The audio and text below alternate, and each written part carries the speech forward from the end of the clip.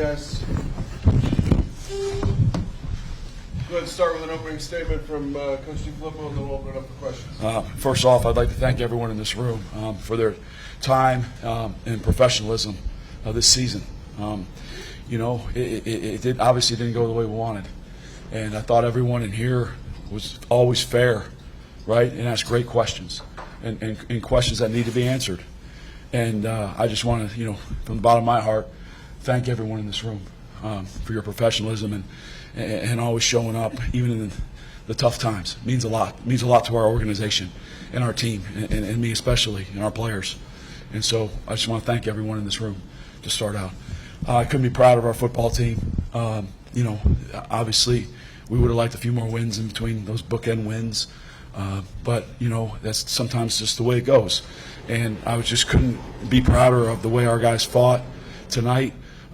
It would have been easy to come in here and lay it down and just think about, I call it have the I-95 North look to you, and it'd be real easy to do that, players and coaches. But we didn't do that. When times got hard, when it got hard down there, we buckled down. And that's a start of hopefully something that we're building here. And, I just want to, again, thank everyone in this room and thank the city of Memphis for welcoming us with open arms. And we're proud to be part of the community. And we're looking forward to being more of a part of the community. And so thank you to the city of Memphis and thank you to our fans. Right. When you talk about continuing to build, just how big is this win in terms of what it means for the draft next year? I'm going to be honest with you about the draft. To me, I was icing on the cake. We were concerned about coming out and winning a football game. And, if I would want to win the game just as bad as if we would have gotten the second pick. And that's it's icing on the cake. And so, to me, if you look and if you spend 0.0000001% of your time thinking about the future, you're not giving your full effort to the guys that are in the present and the guys that have busted their butt for you all year. So I'll think about it eventually when we start evaluating college players, but I won't start thinking about that till well after tonight. Coach, Darren, go ahead. Thank you, Coach. Appreciate you guys doing everything for the city and just coming to support us and stuff. I just want to say that. I want to talk about it was a strong defensive game, very old school. Barely seen you as hyped as I did on that 4th and 2 stop. Just talk about how important that first quarter defense stop was. We talk about on our organization passion, energy, and swagger, and it's something that we talk about a lot. And if you demand it, you better show it. And that's what we're about.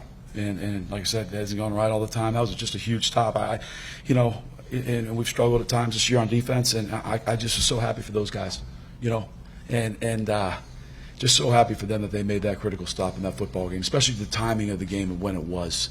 That kind of set the tone for the whole game, And so I couldn't have been prouder at that moment of those guys that are on the field.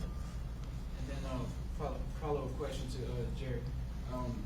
Later on in that same quarter, you guys got a big interception. That was on the 3rd down, 3rd and 12, I believe. That whole entire first half, you guys held Houston to 1 and 5 on 3rd downs. They were in the red zone twice. Didn't score the red zone, but only got the field goal. Just talk about what kind of message you guys were trying to send, especially early in the game. Yeah, you got to give the ups to the D-line. Our D-line was ferocious the whole game. Coming out, we knew what to expect. They're running a 2-back system, but we knew what 14 was going to do when he's in the game, and actually 7 ended up throwing that pick, so we knew what he brought to the table as well. Good player, good arm, good accuracy, but the pressure that the D-line was able to get there, that kind of sets the tone. It's not kind of, that really sets the tone, so that helps us get everything going in the back end. And all week we're just worrying about doing our job. We've been having conversations with people worrying about what the next man's doing, and we just try to focus on doing the 111th, and I think today is one of the best times we did our 111th. We weren't worried about what the next man's doing next to us. We were just going out there and going hard for each other and doing our job, and it definitely showed throughout the whole game, and we were able to come out and execute our game plan. Go ahead, Don, and then we'll go to Eli and then Frank. We got time, guys. I just want to ask you about the defensive part specifically. A guy like Jeremy, the guy who shows up with the he was saying he met you guys yesterday. Yeah, by the way, I know who he is now. I saw his face. I learned that today too. Yes. Usually as the visor of. Yeah. I don't know if he was talking about. He was saying he was surprised to learn. You kind of using that as motivation for the guys. I'm just curious what made the fans support it, and then kind of like someone like that who shows up and is so invested. It's awesome. And I talked to him last night about, I spent 5 years with the Oakland Raiders, and I told him about Gorilla Rilla, who is in Jungle Jane's, his wife, that dresses up in the black hole. I never saw Gorilla Rilla's face in 5 years, but I saw his last night.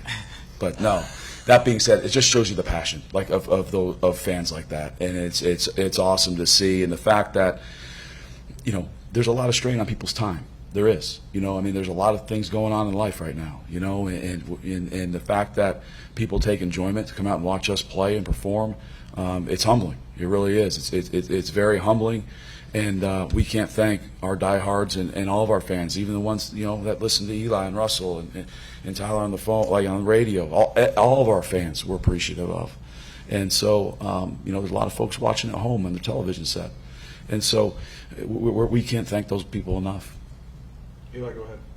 Josh, for you, just kind of take us through the mental after the interception. Obviously, Yeah. defense was then to the field goal, and that next drive, kind of what that mentality was to bounce back and go try and win the game. I think definitely we have the same mentality every series, go and score. And I thought we played really complimentary football tonight. The defense held their own all night, and we kept trying to develop these drives and ultimately finish. But that's just the goal every series, to go down and score. Same mentality.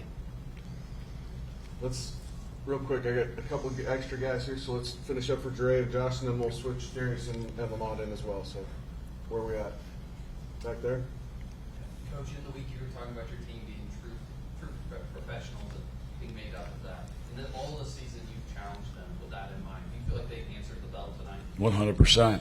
And there's a lot that goes into being a professional. And I talk about it a lot with our team. To me, the main thing is mental toughness. It really is, and being mentally tough to be the same guy every day.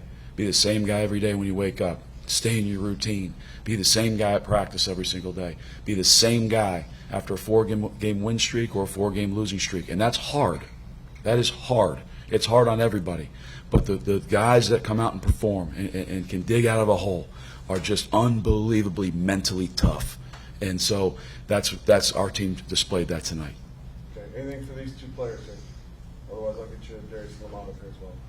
Okay, you guys can go. Thank you very much. Appreciate you guys. Good work, man. Thank you. These two played a heck of a game too, so I wanted to give them some opportunity to speak with you guys as well.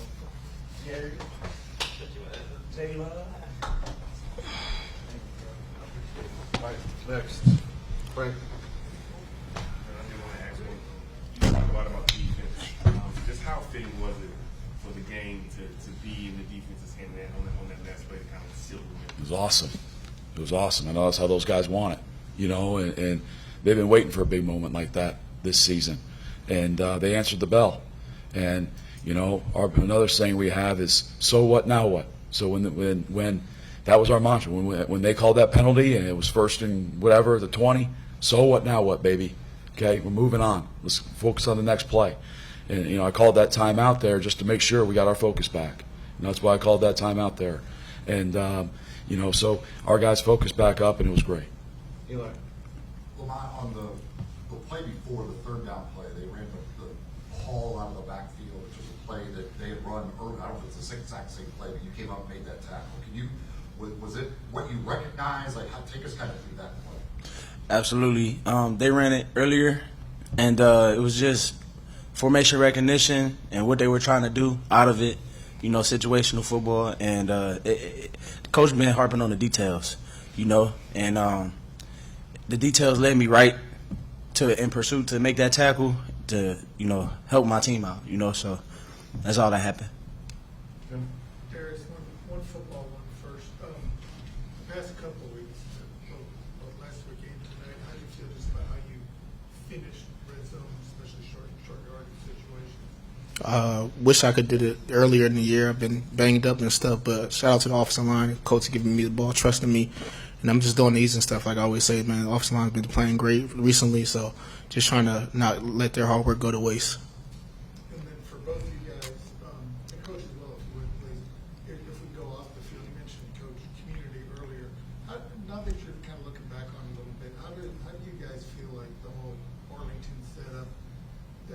impacted things in terms of being able to connect with the community?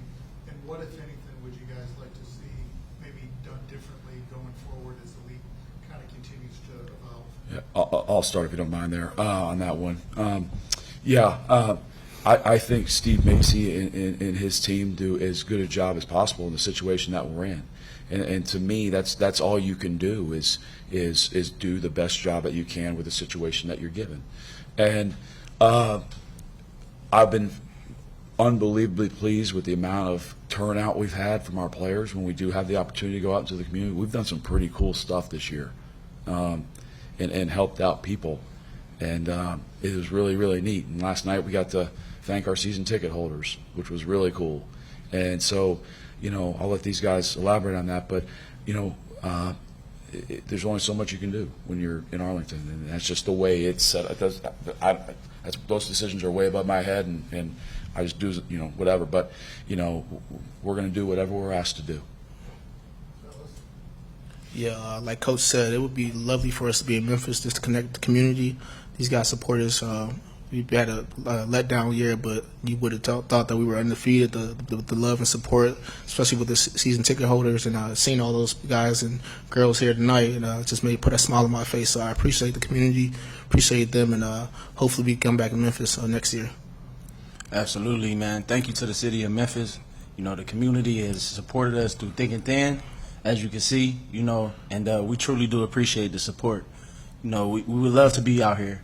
Like what Coach said, those decisions are way above our heads, and we make do with what the situation holds. So, but thank you to the city of Memphis. We appreciate y'all. Yeah. Eli. Coach, on the challenge play early, how because that's early to use your challenge. How confident were you that it was interference? How much was it Clinton telling you that he got interfered? Right? Take us through the kind of the thought process. Yeah, it was 50% Meeksy, and it was 50% Stephen Thompson up in the box. When I saw his reaction, I got right on the phone and said, Stephen, what do you think? Because he's got the TV copy up there, and he goes, yeah, that's definitely a pick. And so I threw it. And so you trust your players and your coaches, and it was a great job by both those guys. Let me get one. I got one that I need to ask from someone else. Coach, after being outscored a bunch in the fourth quarters this season, heading into the game, what went into closing this matchup out tonight for you, and how refreshing was that for you to get that stop defensively? It was awesome. It was awesome, and we got after that passer tonight. Now, I mean, we like it was alluded to. I mean, we pushed the pocket tonight, and I'm telling you guys, okay. And I know I've never played it down. I played quarterback.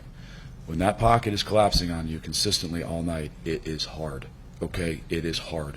When you make the quarterback move his feet, the degree of difficulty goes up and the accuracy goes way down. I don't care who you are. And so that was the key tonight, in my opinion. And obviously I thought that trickled down into us making defending passes and all that thing. But it all starts, I thought our defensive line did a great job tonight. Sorry. Probably time for one or two more, Darren. You go ahead. All right. This is for Victor and Coach. I know earlier in the season you guys wanted to get this run game going. Didn't really go into plan until probably about 2 or 3 weeks before this game. First off, for Victor, how do you keep that positive mindset that, hey, I know last game didn't go well or the prior games didn't go well, but I'm not going to let that affect me.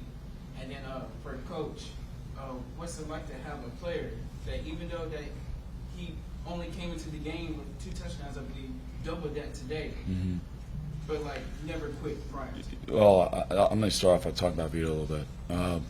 There's a lot of things that don't show up on here that he does.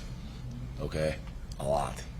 And playing running back in pro football, it's not all. It is about rushing the football. That's 90%. That's in his role probably 70% of it. But he's also our third down back. Okay, so when there's a blitzing linebacker coming through the A gap, okay, one of his jobs is to step up and block that 250-pound man running full speed at him. All right, and he has done not a good job of that this year, a tremendous job. So, I wish we could have gotten him going earlier. I really do. But my point of what I'm saying is I'm appreciative of the things that don't show up on here that we know about as a team. And so kudos to him. I just try to be the same guy every day, like Coach talks about, being professional, controlling what I can control, and I know it's football. You know, the other team wins sometimes; they get paid too, and just being consistent, make sure I'm putting the ball in the right spots, and good things happen when you do things consistently well over and over again. So, I got time for one more. Right here. That's it.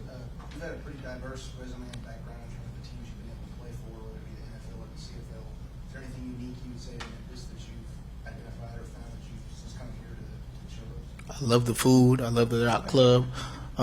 People is great. And, hopefully, like Coach said, finding out. I like the weekends when I do get a day here. So this has been a great place, great community. So looking forward to spending more time in Memphis. All right, gentlemen, thank you very much. Thanks, Appreciate everybody. it, Thank you. If you need a stat book, Jamie's got them over there.